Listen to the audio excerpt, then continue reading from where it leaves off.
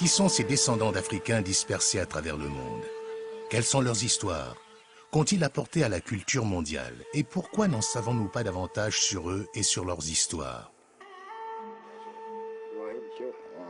Les réponses sont occultées par les silences coupables et douloureux qui entourent les milliers d'années de l'histoire des peuples africains asservis dans des terres lointaines.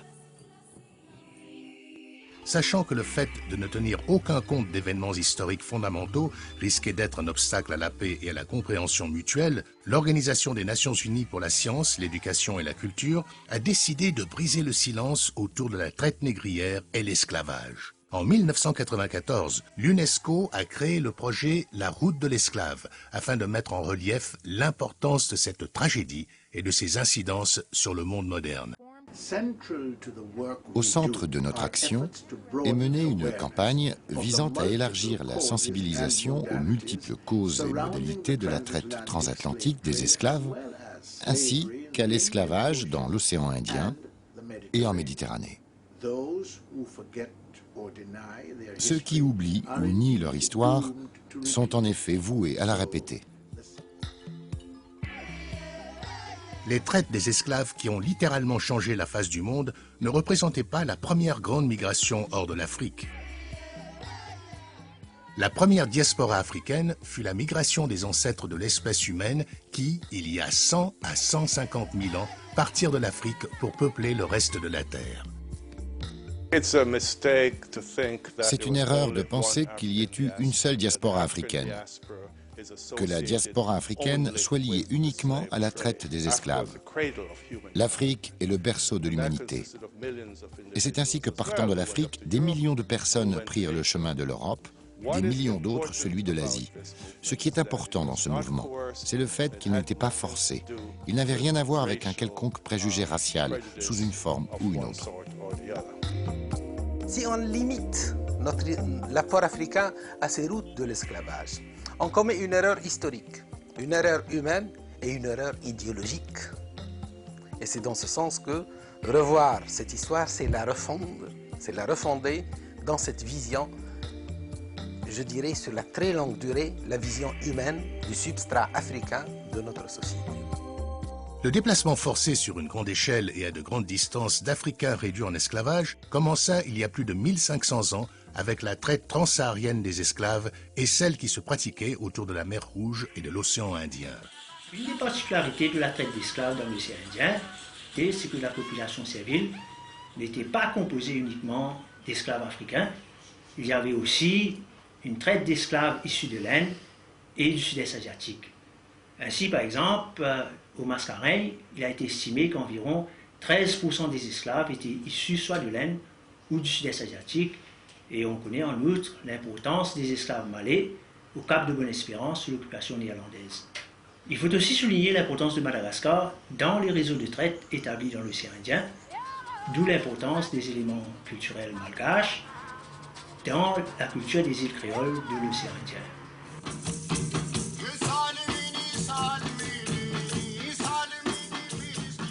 Des Africains de l'Afrique orientale, de la Corne dans le nord jusqu'au Mozambique dans le sud ont migré ou ont été transportés contre leur gré vers diverses régions de l'Inde, où ils sont connus collectivement sous le nom de Sidi.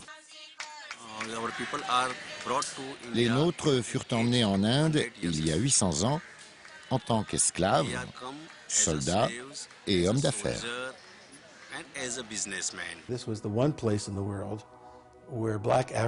C'est là la seule région au monde, à l'extérieur de l'Afrique, où des Noirs africains ont exercé une autorité sur des non-africains.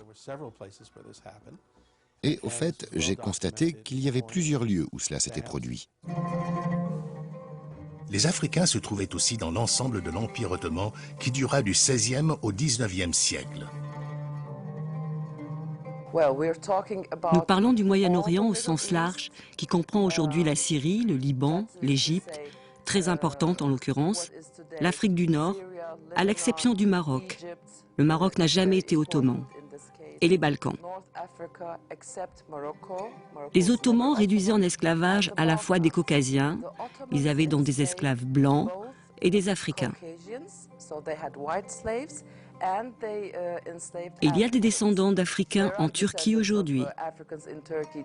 À ma connaissance, des communautés africaines vivent le long de la côte occidentale de la Turquie, c'est-à-dire sur la côte égéenne, ainsi que le long de la côte méditerranéenne. Les Européens qui réduisirent en esclavage des Africains dans leurs colonies des Amériques avaient en fait commencé à le faire au milieu du XVe siècle, plus de 50 ans avant de développer la traite transatlantique des esclaves. Les scientifiques ont inventé la notion de race et élaboré des théories relatives à la hiérarchie des races et à l'infériorité congénitale des Noirs, lesquelles sont devenues la base du racisme européen. Les Africains étaient censés ne pas avoir d'histoire, ni de culture, ni de civilisation. Aucun autre des groupes réduits en esclavage n'était stigmatisé du fait de sa race. Alors que dans le cas des populations africaines asservies, cette stigmatisation devint un phénomène mondial. Les millions d'Africains arrachés du continent pendant près de 400 ans et leur génération de descendants ne furent pas définis comme étant des êtres humains. Les codes noirs français et espagnols, lois élaborées pour réglementer l'esclavage, les qualifiaient de biens meubles, et la Constitution des États-Unis d'Amérique consentait à l'esclave les 3/5 d'une personne. Une grande partie de l'esclavage atlantique prit la forme d'un commerce triangulaire dans lequel les Européens virent leurs richesses doublées, tandis que l'Afrique était dépouillée de sa plus précieuse richesse, sa population. Les marchandises produites en Europe furent transportées en Afrique pour y être échangées contre les Africains, lesquels devaient être transportés aux Amériques pour y produire des matières premières qui seraient expédiées en Europe. La période tout entière de l'esclavage a été marquée par les luttes menées contre l'esclavage. Il importe de briser le silence qui a été créé autour de l'idée selon laquelle les esclaves ou les Africains auraient fait preuve de passivité ou auraient accepté l'esclavage. La plus grande révolte des esclaves africains consignée dans des documents historiques eut lieu en Irak. Connue sous le nom de révolte des Zenj, elle dura de 869 à 883. Des milliers d'Africains réduits en esclavage, en provenance principalement de la Corne de l'Afrique, se joignirent à d'autres groupes pour se révolter contre l'esclavage et exiger des réformes sociales. Les insurgés Zenj établirent même leur propre État, avec sa capitale dénommée Al-Muqtara, et pendant 14 ans menacèrent et défièrent gravement le règne du califat abbasside. Haïti devint la première république noire libre et la première république des Amériques à abolir l'esclavage. Bien que de nombreux pays qui ont tiré profit de l'esclavage africain évitent toujours de se pencher sur cette question délicate, certains d'entre eux, niant explicitement qu'il soit un crime, des délégués venus du monde entier ont aussi déclaré crime contre l'humanité, la traite des esclaves et l'esclavage à la Conférence mondiale contre le racisme, la discrimination raciale, la xénophobie et l'intolérance, réunie en 2001 sous les auspices des Nations Unies. Nous reconnaissons que l'esclavage et la traite des esclaves, en particulier la traite transatlantique, ont été des tragédies effroyables dans l'histoire de l'humanité, en raison non seulement de leur barbarie odieuse, mais encore de leur ampleur, de leur caractère organisé et tout spécialement de la négation de l'essence des victimes.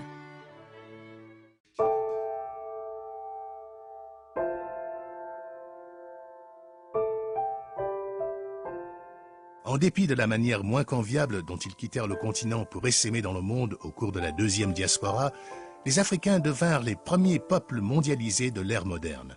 Un lien humain et culturel entre l'Afrique, continent des origines humaines, et l'Asie, le Moyen-Orient, l'Europe et les Amériques. Loin de leur pays natal, obligés de se recréer eux-mêmes dans des terres nouvelles, au milieu de personnes inconnues, dans des circonstances intolérables, ces Africains et leurs descendants ont triomphé d'une oppression dont l'intensité et la durée étaient sans précédent dans l'histoire humaine.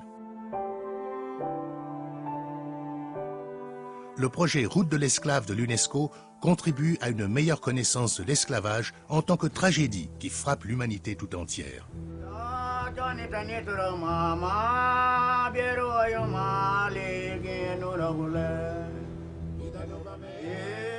En comprenant ce chapitre silencieux de l'histoire mondiale, nous pouvons mieux saisir la généalogie qui lie la traite des esclaves à d'autres crimes contre l'humanité et à de nouvelles formes d'asservissement.